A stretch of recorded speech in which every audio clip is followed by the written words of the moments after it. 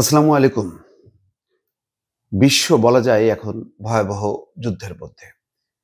Iran ইসরায়েলের যুদ্ধকে কেন্দ্র করে সারা বিশ্ব কোনো না কোনোভাবে এই যুদ্ধের সঙ্গে জড়িয়ে পড়েছে। নানা রকম মেরুকরণ ঘটছে বিশ্ব রাজনীতিতে।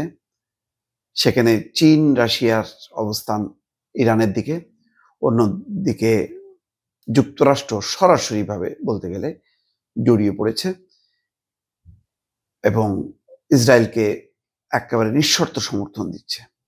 এমন পরিস্থিতিতে যুদ্ধের তীব্রতা বাড়ছে এবং বেলা বাড়ার সঙ্গে সঙ্গে যুদ্ধের নানা রকম খবরাখবর আসছে।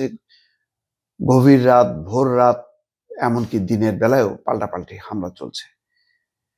কয়েকটি খবর আনন্দবাজার পত্রিকাও দেখা যাচ্ছে যে এই খবরগুলো যথেষ্ট গুরুত্ব সহকারে তারা প্রকাশ করেছে। যেমন বলছে, ইসরায়েলে পরপর ক্ষেপণাস্ত্র হামলা ইরানের। ইসরায়েলে পরপর ক্ষেপণাস্ত্র হামলা ইরানের। তেল আবিবে আছড়ে পড়ছে বোমা। ট্রাম্পের পদক্ষেপ নিয়ে এখনো ধোঁয়াশা। অর্থাৎ ট্রাম্প এই পরিস্থিতিতে কি করবে, যুদ্ধে জড়াবে কি জড়াবে না, এখনো মুখ খুলছেন না তিনি। তিনি বলছেন যে আমি কি করব তা এখনো কেউ জানে না। তার মানে যে কোনো মুহূর্তে জড়িয়ে পড়তে পারে বা একটা কৌশল হয়তো আছে বা কিছু হয়তো অপেক্ষা করছে।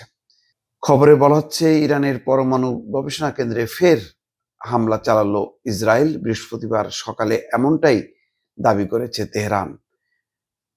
ইরানের সংবাদ সংস্থা ISNA জানিয়েছে, খন্দাব শহরে ভারী জলের গবেষণা কেন্দ্রে হামলা চালিয়েছে ইসরায়েলি বাহিনী। এখানে বলা হচ্ছে যে ইরানের হামলায় অন্তত 65 জন জখম হয়েছেন বলে দাবি ইসরায়েলের জরুরি পরিষেবা বিভাগের। তাদের মধ্যে 18 জন নিরাপদ আশ্রয় খুঁজতে গিয়ে জখম হয়েছেন বলে দাবি করা হচ্ছে।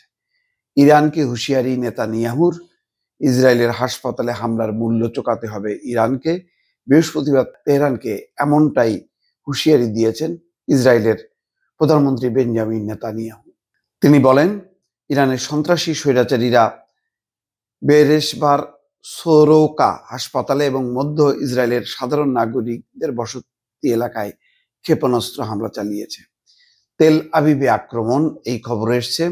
ইসরায়েলের তেল আবিবেও আশ্রে পড়তে শুরু করেছে ইরানের ক্ষেপণাস্ত্র।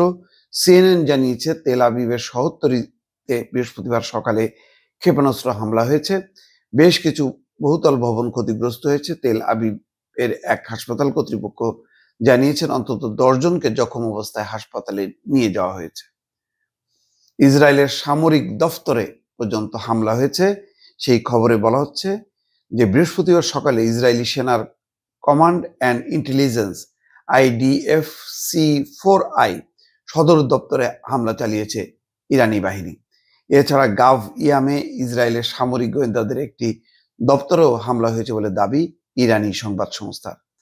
ইসরায়েলের যে হাসপাতালে হামলা হয়েছে বলে অভিযোগ, সেটির কাছেই এই দপ্তরটি। ইরানের সংবাদ সংস্থার দাবি, হাসপাতালে সামান্যই ক্ষয়ক্ষতি হয়েছে, মূল নিশানা ছিল সামরিক দফতর। ইসরায়েলে পরপর ক্ষেপণাস্ত্র হামলা। বৃহস্পতিবার সকালে ইসরায়েলের বিরুদ্ধে পরপর ব্যালিস্টিক ক্ষেপণাস্ত্রের হামলা শুরু করেছে ইরান, এমনটাই দাবি করেছে ইসরায়েলি বাহিনী। তাদের অভিযোগ, বৃহস্পতিবার সকাল থেকে কয়েক ডজন ব্যালিস্টিক ক্ষেপণাস্ত্র ছুড়েছে ইরান। তার মধ্যে কয়েকটি সাধারণ নাগরিকদের বসতি এলাকাতেও ছড়িয়ে পড়েছে বলে অভিযোগ ইরানের। দর্শক, চলছে এই অভিযোগ পাল্টা অভিযোগ, হামলা পাল্টা হামলা, হাসপাতাল, বিশ্ববিদ্যালয়, জনবসতি, কোনো কিছুই বাদ যাচ্ছে না।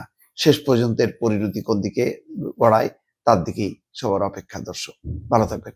আল্লাহ হাফেজ।